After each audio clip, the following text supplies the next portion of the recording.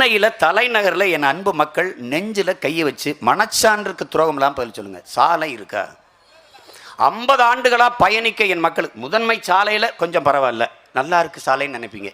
திரும்புனா அது சாலையா சவக்குழியா? அப்புறம் இத்தனை ஆண்டுகளில் இத்தனை லட்சம் கோடிகள் கொள்ளையடித்தவர்கள் இந்த சாலையை கூட சரியாக போட்டு தர முடியல. எப்படி? முன்னாடி பெருந்தலைவர் ஆட்சி காலங்களில் காமராஜ் ஐயா காலத்தில் வீடுகளுக்கு முன்னாடி குழாய்கள் பதிச்சு, வாய்க்காலை வெட்டி குழாயை பதிச்சு குழாயை போட்டிருந்தாங்க. தண்ணி குடிச்சிட்டு இருந்தோம். தண்ணீர் வியாபார பொருளாக ஆகலை, தண்ணீர் விற்பனைக்கு வரலை. தண்ணீரை விற்கக்கூடாது, அது உலக கொடுமை. ஏன்னா உலக உயிர்களின் உயிர் உடைமை, அது உயிர் தேவை.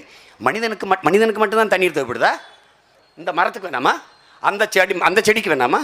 பூச்சிக்கு வேணாமா? வண்டுக்கு வேணாமா? மயினுக்கு வேணாமா? மானுக்கு வேணாமா? மைனாக்கு வேணாமா? சிங்கம்புலி கரடி